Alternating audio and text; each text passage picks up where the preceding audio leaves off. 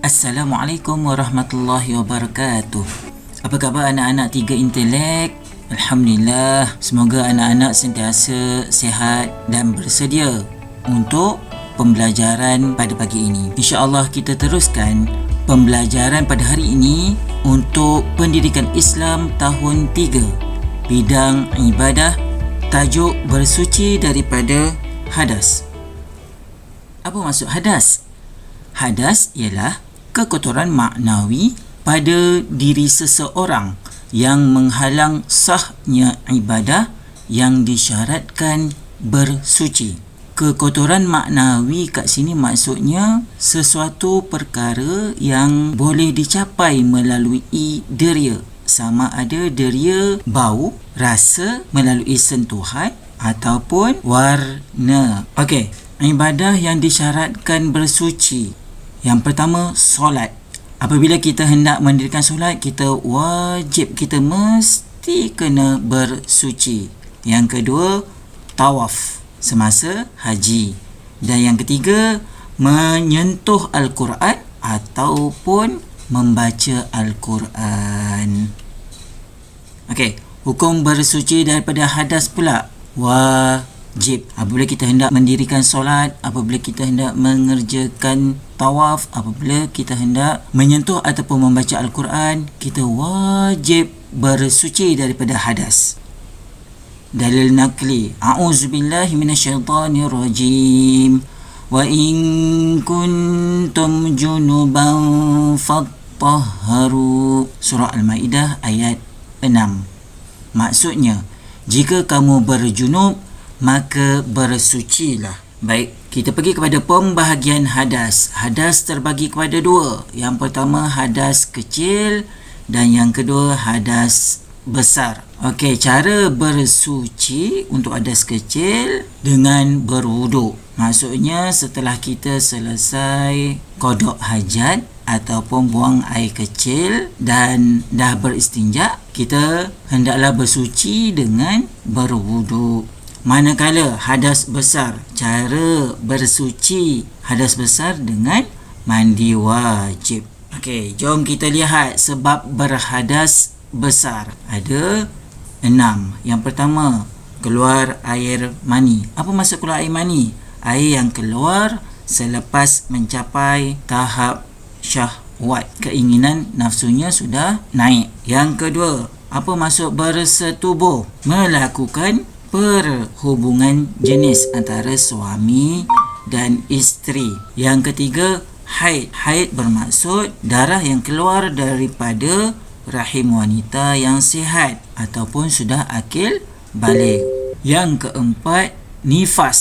Apa maksud nifas? Nifas ialah darah yang keluar selepas melahirkan anak. Wiladah, darah ketika melahirkan anak. Dan akhir sekali, mati. Mati juga kita kena mandikan. Orang yang meninggal, ada 4 perkara yang kita kena buat. Yang pertama, mandikan.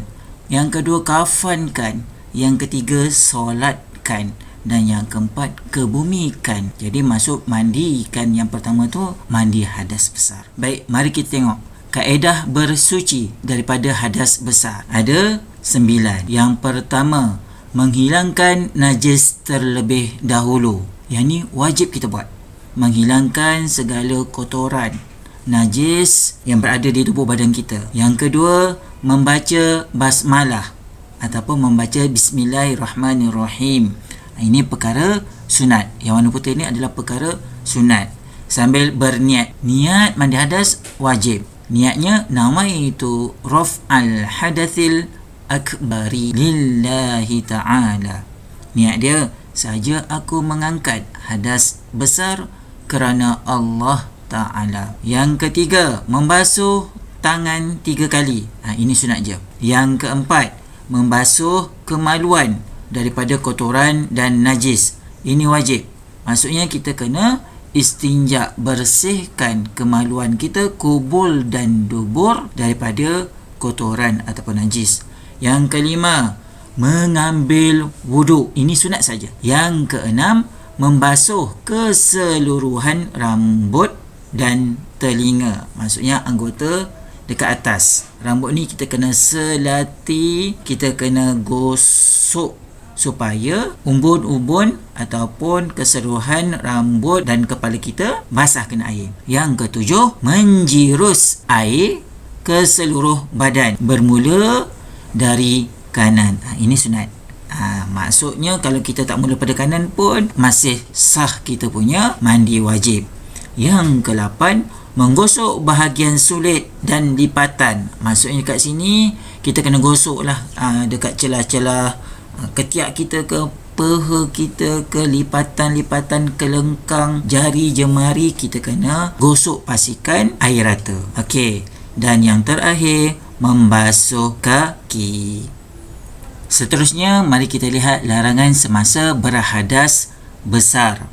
Maksudnya ketika kita sedang dalam keadaan kotor, berhadas besar, kita tidak dibenarkan sekali-kali melakukan 4 perkara ni. Yang pertama, menunaikan solat. Yang kedua, mengerjakan tawaf dekat Baitullah. Yang ketiga, membaca dan menyentuh Al-Quran. Dan yang terakhir, berada di dalam masjid. 4 perkara ni tidak dibenarkan kita lakukan sekiranya berhadas besar.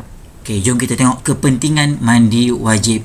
Ada 2. Yang pertama, untuk jasmani dan yang kedua untuk rohani. Untuk jasmani, yang pertama, badan menjadi bersih dan segar. Yang kedua, sihat tubuh badan. Seterusnya, membersihkan diri daripada bau dan kuman. Dan yang terakhir, memberi keselesaan untuk berinteraksi dengan orang lain. Manakala bagi rohani, yang pertama, membolehkan untuk bersolat, tawaf dan menyentuh Al-Quran. Yang kedua, amal ibadah diterima Allah. Dan yang ketiga, sebagai bukti ketaatan kepada Allah Subhanahu Wa Taala. Baik, itu saja pembelajaran kita untuk bersuci daripada hadas. InsyaAllah jumpa lagi pada masa akan datang. Selamat belajar. Assalamualaikum.